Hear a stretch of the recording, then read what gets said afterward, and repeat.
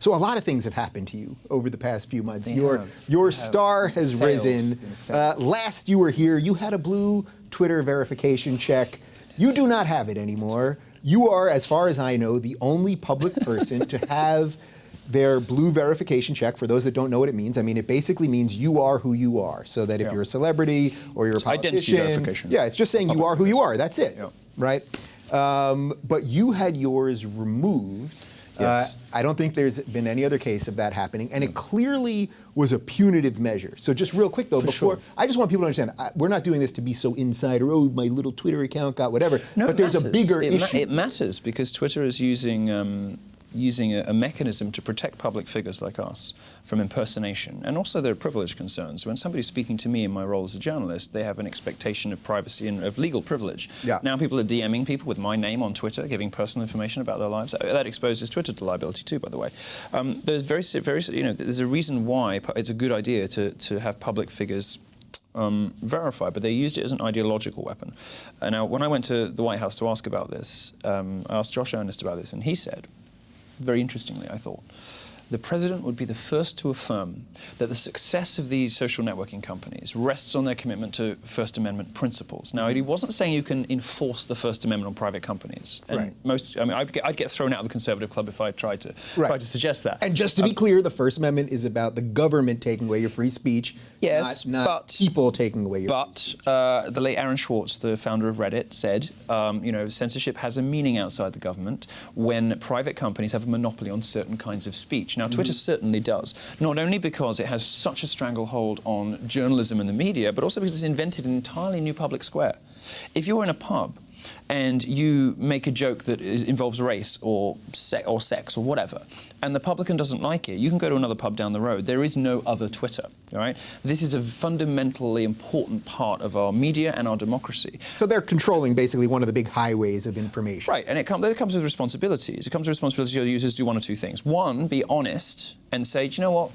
We're a liberal space. If you're a conservative, sooner or later you're going to get banned. We don't really want you here, but you can stay for as long as you don't piss us off too much. And I piss them off too much. And they have banned people, not you. And they ban people all the time, always in one direction. You were always temporarily banned also. Oh, I get suspended now and again because I make jokes about feminists or whatever. So what I said that I'd been appointed social justice editor of BuzzFeed. Right. As a joke, obviously. Right. A lot of people took you seriously. It was which was the point. It was funny. Right. Idiots, idiots. And then immediately after that, when people were tweeting Ben Smith, their boss, and saying, "How dare you hire this man? I'm never reading BuzzFeed again." When I knew that it had taken hold, then I started the hashtag Feminism is Cancer, and I did a poll. Would you rather your children had feminism or cancer? And 22,000 people voted, and they voted for cancer. And I had cancer survivors email. Atting me saying, I'm a 2-time cancer survivor and I still chose cancer. Funny. I thought it was funny.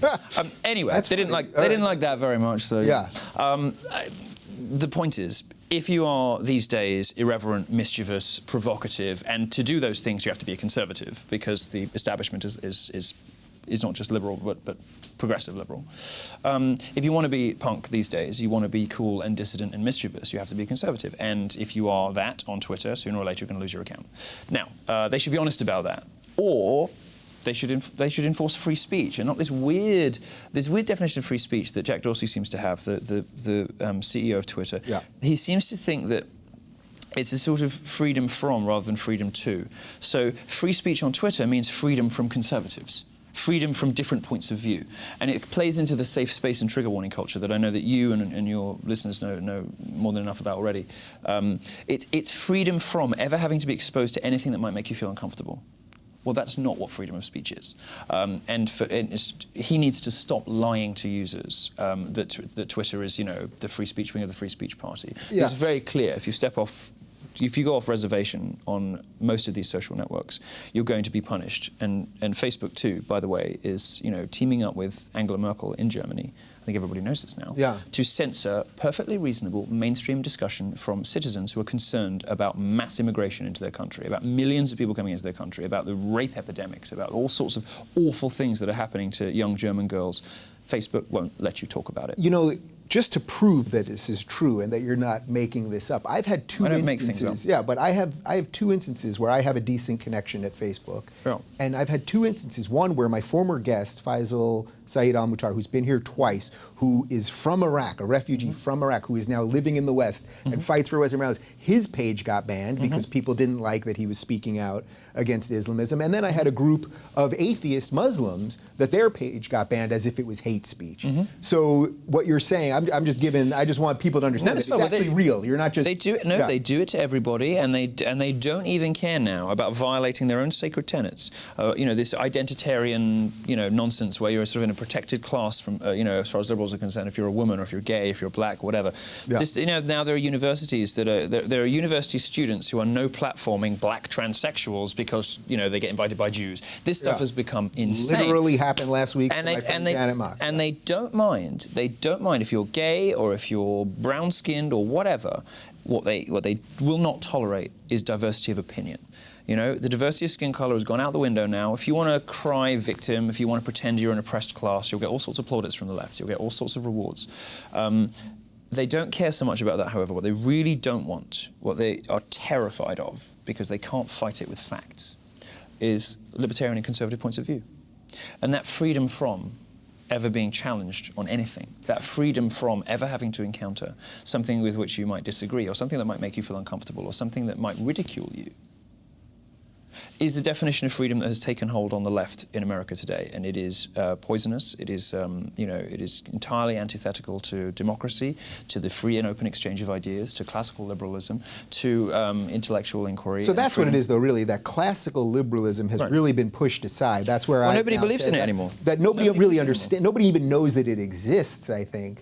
Well, certainly not in the universities I speak at. I mean, I'm on my tour at the moment of universities, and the thing that has amazed me is the extent to which the faculties at these universities don't just refuse to expose their students to different points of view.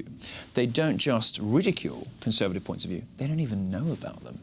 It's been for a while fairly well known that the #1 textbook, economics textbook, in this country, in America, on set lists is Karl Marx, right? And say what you want about it. It's kind of a conservative talking point. But it's becoming increasingly clear, especially at liberal arts colleges that don't have any sort of federal regulations about, what the sorts of things, the government doesn't get involved in what they teach. In these liberal arts colleges, the professors don't even know alternative points of view, let alone teach their students. When I go to these colleges and I suggest that perhaps you don't have to give 75% of your earnings away to the government for them to spend it on feminist dance therapy. Perhaps, perhaps this wage gap stuff isn't real after all.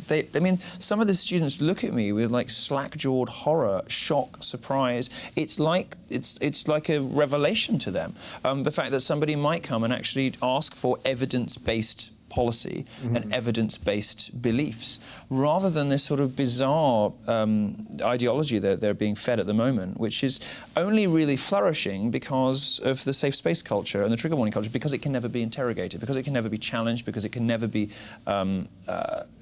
nobody is allowed to say, well, what about this? You're suggesting that women get paid, blah, blah, blah. What about this? Like, the economics don't say this. By Milo showing up to a college and saying a couple things, I've never heard you incite violence, right? I've never heard you call to hurt anyone directly. No. You're saying things, you're even admitting, I think it's clear that you're admitting that you do sometimes go over the line of what you even think is proper, sort of, to just elicit a response from people. Well, I don't see anything that isn't true, but I'll certainly use provocative language. I don't, I'll go up and I'll make black dick jokes and I'll do all that kind of stuff because I'm because pretty sure we're still allowed to make jokes in this country. Because it's fun, Yeah. Well, you say that, but... For now. You say that, but Chris Rock, Seinfeld, all these comedians, and you understand this. Yeah. Comedians like gay people, we spoke about this in the last time I was here, are sort of canaries in the coal mine with this stuff. They understand the threats to creative freedom before everybody else.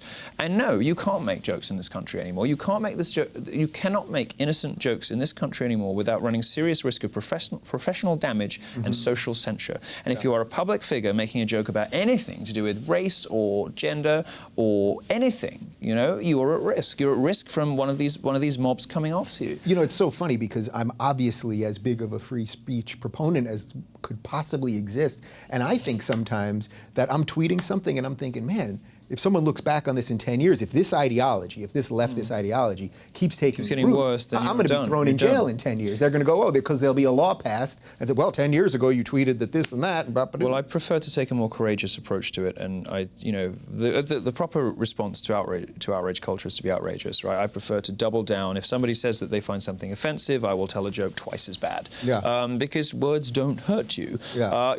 You get a certain leash, though. Being British and gay, I think, gives you a certain leash. That was. I like to think it's my hard work and fact-based argument reason. But I recognise it's probably got more to do with my good looks and my hair and my. It's the hair. No, but you do get a certain leash because of your persona. Now you've built that yourself, so I don't mean that to discredit you in any way, and I know how hard you work. Built is a misleading word. I've always been this ridiculous. They didn't make you. See, I feel that the regressives made me like this. You feel you were born this way. I was born ridiculous. You were born ridiculous. No, I was born ridiculous. We're forcing ridiculousness upon you because you have to make a point to the crazy people that you have to try to live with. Right. So, all right, let's back up a little bit because I want to talk a little bit more about the social media companies themselves. Okay. So you've made a good point about Twitter. I mean, there's no doubt that Twitter, we know that they're shadow banning, right? Where popular people who say unpopular things suddenly just don't show up in timelines. People wondered about this for a while, and I was the one that broke the story because I had confirmation from multiple people that they work with very closely, saying that, and Twitter admitted, yes, we absolutely do this. We whitelist certain accounts so they show up in the top of search results, and we blacklist some accounts so they don't. And this is not in question. It's not a conspiracy theory. Many things on Twitter feel a bit like conspiracy theories. Yeah. Oh, they've banned another hashtag, and sometimes they might have done, and sometimes they definitely didn't, and who knows? I'm pretty sure they're fiddling around with the regressive left hashtag. They are fiddling around with it. There's no question whatsoever, because they have admitted to sources that have come to us that we've published as a result. They've admitted that they actively manipulate their network in order to favour people they like, and often it's their business partners, but it's also people that they like ideologically. So that really is 1984 kind of stuff. For what we can have in 2016, this type of manipulating what people are talking about. They're perfectly entitled to do it. They just need to stop lying about it. Right. They're perfectly entitled to do it. If they want to run their network like that, fine. The business will collapse. The Conservatives will all leave, and most Liberals actually also want to win on the merits. They don't want the game to be rigged, right? I like to think most Liberals are nice, decent, honest people who would like to win on the merits. I think most are. I haven't seen much evidence of that in the last 10 years. Well, it's only because we've been hijacked. I really am a firm. I see what's happening. You haven't been hijacked. You see that. I have so many friends like this, and you're all idiots. It's very clear the movement has left you behind. There's no space for free speech on the left, and not just this bit of the left, most of the left. You are in a tiny slice on the left of people who still care about reason, rigour, fact, scrutiny, and free speech, and there is no place for you on the left anymore, so you need to come over and you need to just give in. Give in. I understand this. I didn't know you were going to do the sell job today. You're doing the full sell job? I understand this whole, I'm a liberal who believes in free speech thing is good marketing, but give it up.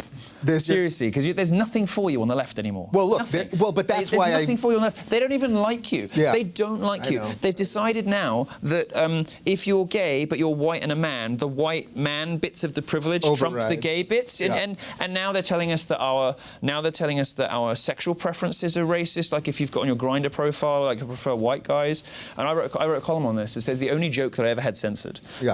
My employers are wonderful, so supportive and brilliant. They let me write whatever the hell I want. But this is the one that they said, "Oh, are you sure you want to do that?" I said, "Well, my Grindr profile says blacks only. Is that racist?" Although, of course, I wouldn't put blacks only because that might put some people off. I'll do words that create the same effect. Like don't contact me if you're under 7 inches and you know who your dad is. So that was the only joke. The only joke. Yeah. But they're now policing our sexuality. And they're saying that you straight white gay men. Well, it's the straight white bit that's the problem. The white gay men, and it's difficult to keep up with it. It's a lot. It's a lot. It's a lot.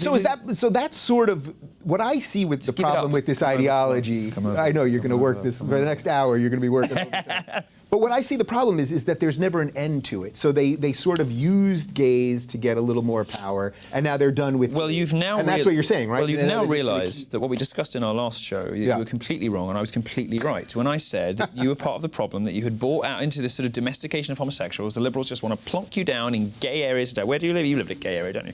Of course you do.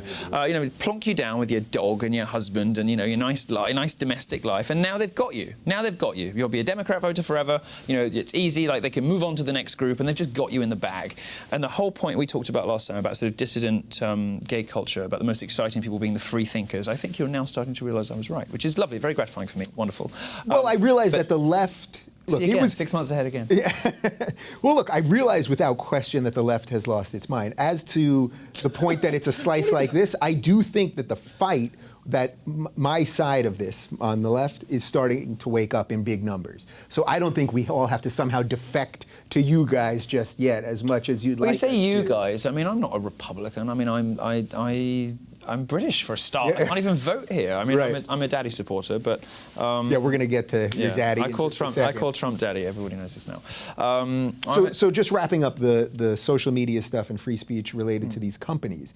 If these companies are run by these social justice warriors, and it really does seem like, look, I don't want to lose my Twitter verification, so I don't get. They're going to ban you sooner or later. No, so you're going to lose it. You're going to go. So look, I don't want to lose that, and I don't want to be banned on Facebook, and we put our videos up on YouTube, obviously. I saw last week or 2 weeks ago, there was this organization that does translations from Arabic, and all they do is translate what imams are saying in mosques in the Middle East, about killing all the Jews and killing all the gays. Sounds like a lovely job. And they got banned for hate speech. All they do is translate the hate speech, and enough people. But liberals don't want you to know what the Muslims are saying. They don't want you to know what's happening in these mosques, because if people knew about it, they might be less happy with this, this huge influx of immigration. They might be less happy about having their own perfectly reasonable points of view censored and mischaracterized as hate speech. I mean, this is what the left does. It mischaracterizes ridicule and criticism as abuse and harassment. It mischaracterizes perfectly valid, ordinary anxieties that regular people are justified in having as hate speech. I'm looking out on the world now and I'm thinking, people like Tommy Robinson from the EDL. He's been on the show. Right, and I'm thinking, there were some things he said in the 90s and whatever it was, okay, fine, too much. And the violence is obviously unacceptable. But I'm listening to him now, and people are like, oh, Tommy Robinson, is racist, bigot. I'm listening to him now. I can't find anything to disagree with. I can't find anything to disagree with in the speech when he went at Oxford University, mapped out his life and how he saw his community changing and how he saw the police either hamstrung or actively lying about it, the government lying about it, the media lying about it. All this stuff is now playing out on social media, and the scary thing about these companies is that they are totally they are in lockstep with government.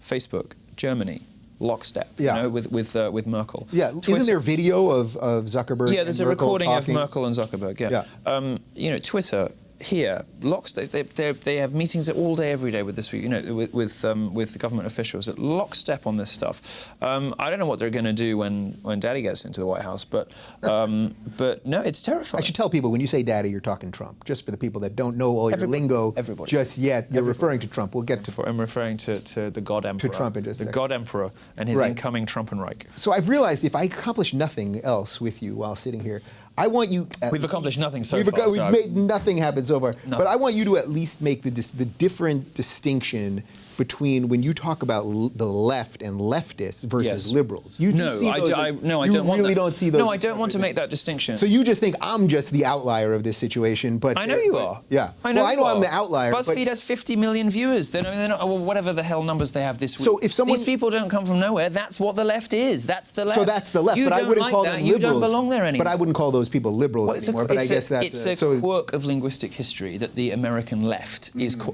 called the liberal movement because they don't believe in liberalism. They're not classical liberals. But I'm sorry, arguing over words like the left likes to do is not going to change the fact that the entire left side of the American political spectrum has gone mad. And if you just can't, in good conscience, vote Democrat. If you don't believe in any of this stuff, if you want us to be able to have discussions like this, not just on your show, but on the national news and in the pages of the newspapers, if you believe in that, you cannot vote Democrat. Well, that's where these motherfuckers have caught me. They've really pushed me into a corner here because everything, all the free speech stuff, right? Fighting against ideology, secularism, all of that stuff. That's my stuff. That's the stuff I really care about. And the left is crazy on all of it. The left right now is crazy on the stuff I care about most. And I say that as someone that has never not voted Democratic, ever. And here we are.